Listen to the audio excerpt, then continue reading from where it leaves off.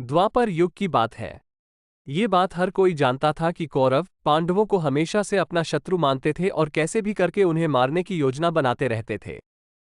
एक बार जब पांचों पांडव और कुंती वारणावर्त नगर में महादेव का मेला देखने गए, तब दुर्योधन ने उन्हें मारने की योजना बनाई। उसने पांडवों के विश्राम के लिए एक लाक्षागृह यानी लाख के महल का निर्माण करवाया। लाख ऐसी चीज है जो जल्द आग पकड़ लेती है। रात को जब सभी विश्राम कर रहे थे, तभी महल में आग लगा दी गई। पांडवों को इस बात का पता पहले से ही चल गया था, इसलिए उन्होंने महल के अंदर सुरंग बना दी थी और वो सभी उस सुरंग के रास्ते सुरक्षित बाहर निकल गए। वहां से निकलकर वो सभी जंगल में पहुंचे और रात गुजारने के लिए एक जगह रुक गए।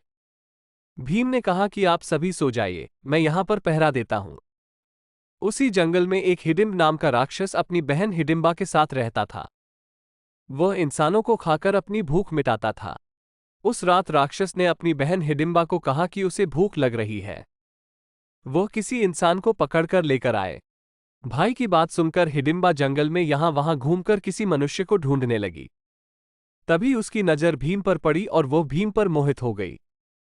उसने मन में सोचा कि अगर मैं विवाह करूंगी तो इस महापुरुष से ही करूंगी, अन्यथा अपने प्राण त्याग दूंगी।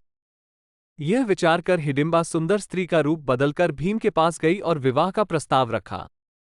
जब इस बात का पता उसके राक्षस भाई को चला, तो वह अपनी बहन को मारने के लिए दौड़ा।